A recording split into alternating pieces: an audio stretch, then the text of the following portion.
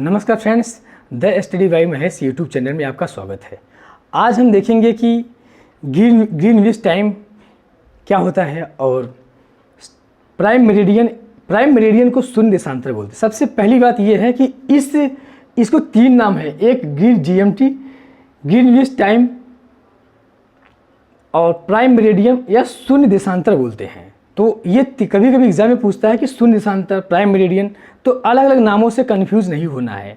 इसको नाम दिमाग में अच्छे से क्लियर कर लीजिए कि जीरो अंश देशांतर की जब बात किया जाएगा, तो जीरो अंश देशांतर की बात जब किया जाएगा तो भी इसको हम समझें क्या, ये ग्रीनविच टाइम है। तो देखा जाए कि आखिर ग्रीनविच टाइम होता क्या है।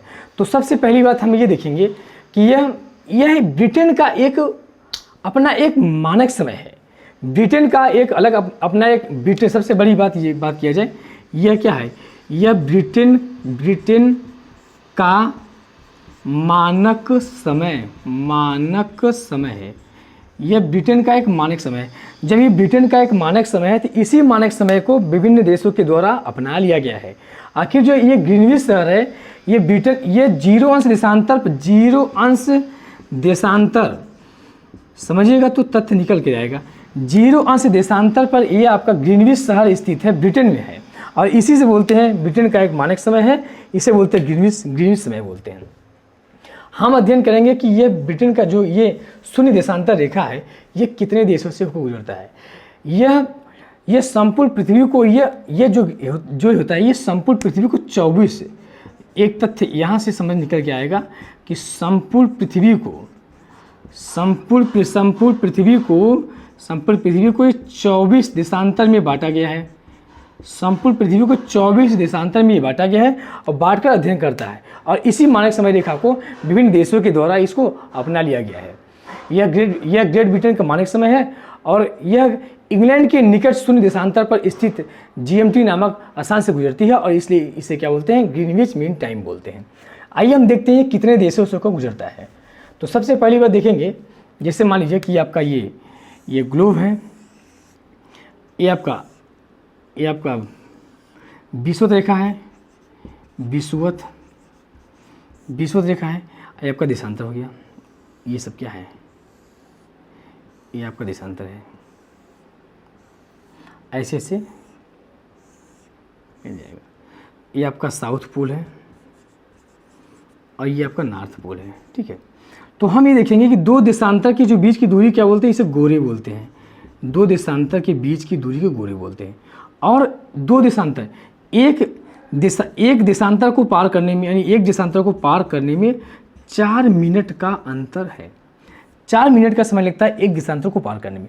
और दो देशांतर के जो बीच की जो दूरी का जो मतलब कि जो दूरी है वो कितना है, 111.3 किलोमीटर है। ये 3 फैक्टर को ध्यान रखिए कि जो देशांतर होता है, दो देशांतर के बीच की दूरी को क्या बोलते हैं, कि दूरी कितना है, 111.3 किलोमीटर है विषुवत रेखा।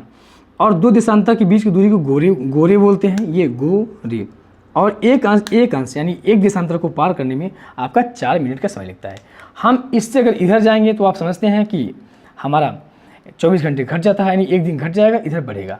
तो आइए देखते हैं कि इस जो ब्रिटेन का जो मानक समय रेखा है, ये विभिन्न देशों से होकर गुजरता है। तो कौन कौन से देश ऐसे हैं जहाँ से ये गुजरता है, इसके बारे में हम देखेंगे। तो सबसे पहली बात, भाई ब्रिटेन का शहर है तो ब्रिटेन से गुजरेगा। तो सबसे पहला है ब्रिटेन। ये बहुत इंपॉर्टेंट क्वेश्चन है। ये है ब्रिटेन। दूसरा है फ्रांस। तीसरा है आपका स्पेन। चौथा है अल्जीरिया।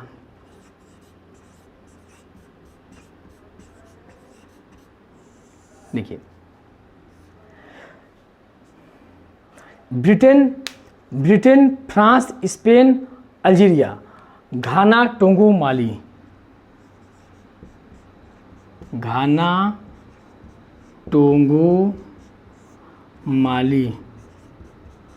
और आपका बुर्किना फासो, एक शब्द है बुर्किना फासो। तो कितने देश हैं, 4, 5, 6, 7 और 8, और एक ये 8 देश है, लेकिन 9वां क्या है, अंटार्कटिका, अंटार्कटिका, ठीक है।